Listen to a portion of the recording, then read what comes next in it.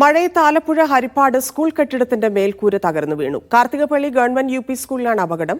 Ernakulam Okkal government LP. സ്കൂളിന്റെ മതിലിന്റെ ഒരു ഭാഗവും തകർന്നു. കാർത്തികപ്പള്ളി ജംഗ്ഷനിൽ പ്രവർത്തിക്കുന്ന ഗവൺമെന്റ് യു.പി. സ്കൂളിന്റെ ഓഫീസ് റൂം പ്രവർത്തിക്കുന്ന കെട്ടിടത്തിന്റെ മേൽക്കൂരയാണ് തകർന്നത്.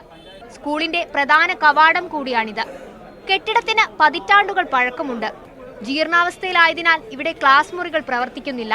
എന്നാൽ ഓഫീസ് റൂം പ്രവർത്തിക്കുന്നതിനാൽ കുട്ടികളുടെ സാന്നിധ്യം എപ്പോഴും ഉണ്ടാകാറുണ്ട്. ഈ കെട്ടിടത്തിൽ കൂടി കയറിയാണ് കുട്ടികൾ ക്ലാസ് മുറികളിലേക്ക് പോകുന്നത്. അവധി ദിവസമായതിനാൽ അപകടം ഒഴിവായി.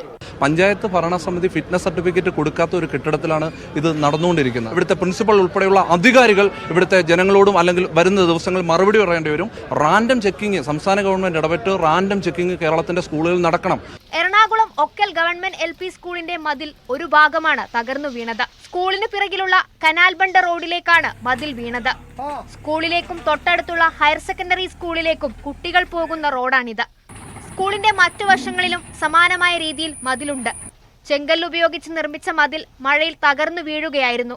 മതിൽ പുതുക്കി പണിയണമെന്ന് നാട്ടുകാർ ആവശ്യപ്പെട്ടിട്ടും വർഷങ്ങൾ പഴക്കമുള്ള മതിൽ പുനർനിർമ്മിക്കാൻ അധികൃതരോ പഞ്ചായത്തോ തയ്യാറായില്ല എന്ന് പരാതികളും ശക്തമാണ്. എറണാകുളം ബ്യൂറോയ്ക്കൊപ്പം മീഡിയ 1 ആലപ്പുഴ.